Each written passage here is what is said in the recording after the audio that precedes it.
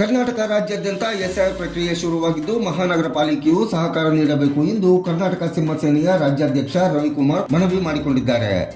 ಈ ಒಂದು ಪ್ರಕ್ರಿಯೆಯಲ್ಲಿ ಎಲ್ಲ ಸರ್ಕಾರಿ ಅಧಿಕಾರಿಗಳು ಬಿಎಲ್ಒಗಳು ಮನೆ ಮನೆಗೆ ಭೇಟಿ ಮಾಡುತ್ತಿರುವುದಂತೂ ಸರಿಯೇ. ಆದರೆ ಈ ಫಾರಂ ಭರ್ತಿ ವಿಚಾರವಾಗಿ ಜನಸಾಮಾನ್ಯರಿಗೆ ಹಾಗೂ ಕೂಲಿ ಕಾರ್ಮಿಕರಲ್ಲಿ ಇದು ಸರಿಯಾಗಿ ಮನವರಿಕೆ ಆಗುತ್ತಿಲ್ಲ.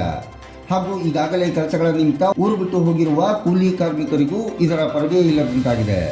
ಹೀಗಾಗಿ ಮಾನ್ಯ ಜಿಲ್ಲಾಧಿಕಾರಿಗಳು ಹಾಗೂ ಶಿವಮೊಗ್ಗ ಮಹಾನಗರ ಪಾಲಿಕೆಯಲ್ಲಿ ತಮ್ಮ ಮನವಿ ಏನೆಂದರೆ ಆಯಾ ಇಲಾಖೆ ವತಿಯಿಂದ ಬಡಾವಣೆಗಳಲ್ಲಿ ಎಸ್ಐಆರ್ ಕೌಂಟರ್ಗಳನ್ನು ತೆರೆದು ಜನಸಾಮಾನ್ಯರು ಇದೇ ಕೌಂಟರ್ಗಳಲ್ಲಿ ಎಸ್ಐಆರ್ ಪ್ರಕ್ರಿಯೆಯಲ್ಲಿ ಪಾಲ್ಗೊಳ್ಳಬೇಕೆಂಬ ಸೂಚನೆಯನ್ನು ಹೊರಡಿಸಿದರೆ ಎಲ್ಲ ನಾಗರಿಕರಿಗೂ ಸಹಕಾರಿಯಾಗಲಿದೆ ಎಂದು ಕರ್ನಾಟಕ ರಕ್ಷಣಾ ಸಿಂಹ ಸೇನೆ ಸಾರ್ವಜನಿಕರ ಪರವಾಗಿ ಸರ್ಕಾರಕ್ಕೆ ಮನವಿ ಮಾಡಿಕೊಂಡಿದೆ.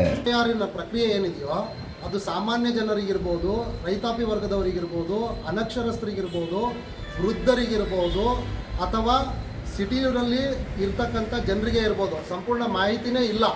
ಯಾವ ಭಾಗದಲ್ಲಿ ಯಾರು ಯಾವ ರೀತಿಯಲ್ಲಿ ಫಾರಮನ್ನು ಫಿಲಪ್ ಮಾಡಬೇಕು ಅನ್ನುವಂಥದ್ದೇ ಭಾಳಷ್ಟು ಗೊಂದಲಗಳಿರೋದ್ರಿಂದ ಸಾರ್ವಜನಿಕರ ತಲೆಗೂ ಇದು ಹೋಗದೇ ಇರೋವಂಥ ಪರಿಸ್ಥಿತಿ ನಿರ್ಮಾಣ ಆಗೋಗಿರೋದ್ರಿಂದ ಇದಕ್ಕೆ ಕಾಲಾವಕಾಶವನ್ನು ಕೊಡಬೇಕು.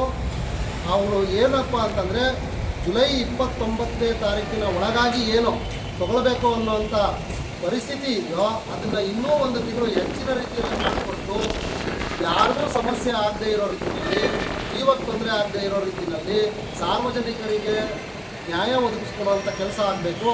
ಇಲ್ಲ ಅಂತಂದರೆ ಹೆಚ್ಚಿನ ಪಾಲು ಊರು ಬಿಟ್ಟಿರೋವಂಥವ್ರಿಗೆ, ಕೂಲಿ ಕಾರ್ಮಿಕರಿಗೆ ಇಂಥವರ ಮತಗಳು ಅವರು ಇದ್ರೂ ಸುತ ಇಲ್ಲ ಅನ್ನೋ ರೀತಿಯಲ್ಲಿ ಡಿಲೀಟ್ ಆಗುವಂಥ ಭೀತಿ ಇದೆ. ಹಾಗಾಗಿ ದಯವಿಟ್ಟು ಕಾಲಾವಧಿಯನ್ನು ಹೆಚ್ಚಿಸಿಕೊಡಬೇಕು. ಬೇರೆ ಇತರ ರಾಜ್ಯಗಳಲ್ಲೂ ಕೂಡ ಕಾಲಾವಧಿಯನ್ನು ಹೆಚ್ಚಿರುವಂಥದ್ದು ನಾವು ನೋಡಿದ್ದೀವಿ. ಕೇವಲ ಜುಲೈ 29ರೊಳಗೇನೆ ಅಂತ ಹೇಳಿ ಕಠಿಣ ಕ್ರಮ ಮಾಡಿದ್ದೆ. ಆದರೆ ಭಾಳಷ್ಟು ಜನ ನಮ್ಮ ಹತ್ರ ಸ್ಮಾರ್ಟ್ ಕಾರ್ಡ್ಗಳಿದ್ದಾವೆ, ನಾವು ಯಾಕೆ ಮಾಡಿಸ್ಬೇಕು ಅನ್ನೋವಂಥದ್ದು ಪ್ರಶ್ನೆ ಆಗಿದೆ. ಅವ್ರದ್ದೆಲ್ಲರದ್ದು ಕಾರ್ಡ್ಗಳು ಡಿಲೀಟ್ ಆಗಿದೆ ಅನ್ನುವಂಥದ್ದು ಯಾರ ಗಮನದಲ್ಲೂ ಇಲ್ಲ. ಆದ ಕಾರಣ ದಯಮಾಡಿ ಸಾರ್ವಜನಿಕರಲ್ಲಿ ಜಾಗೃತಿ ಮೂಡಿಸುವಂಥದ್ದು ಆಗಬೇಕು.